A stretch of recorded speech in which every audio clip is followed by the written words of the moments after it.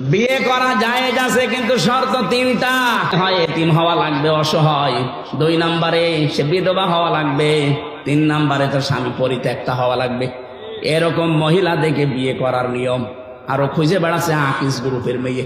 টাকা পয়সা দেখে পাগল হওয়া যাবে না, 3টা বিষয় দেখা লাগবে। প্রথম বিয়ে জায়েজ, পরের গুলো জায়েজ করার নিয়ম 3টা। আমরা তো অনেকেই সুন্দরী খুঁজি, সুন্দরী দেখে পরের গুলো না, এটা নিয়ম না। ইসলাম বিয়ে করতে বলেছে, কিন্তু আগের আয়াত পরের আয়াত দেখেন, সূরা নিসার 3, 4, 5। আকিস সাহেবের 3 বউ, ওনার ছেলে 4 বউ। উনি তো এই কোরআনের আয়াত মিলিয়েই করেছে অসহায়, বিধবা করেনি, স্বামী পরিত্যক্তাও না, কিন্তু গরিব মানুষের মেয়ে। তো ওনাদের যে সম্পদ আল্লাহ দিয়েছে, ওনাদের যে সম্মান, ওনাদের যে শরীর যা খায়। আকিজের বড় ছেলের সাথে আমি থাকি, উনি দেখেছি উনি যে খাবার খায়, এক একদিন মনে হয় 8 থেকে 10 হাজার টাকার খাবার।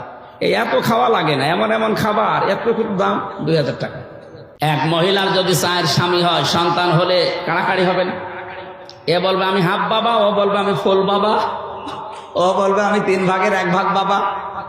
আর একজনের যদি 4 স্ত্রী হয়, সন্তান যদি এক এক বছরে 4টা করে হয়, বাবা কয়টা?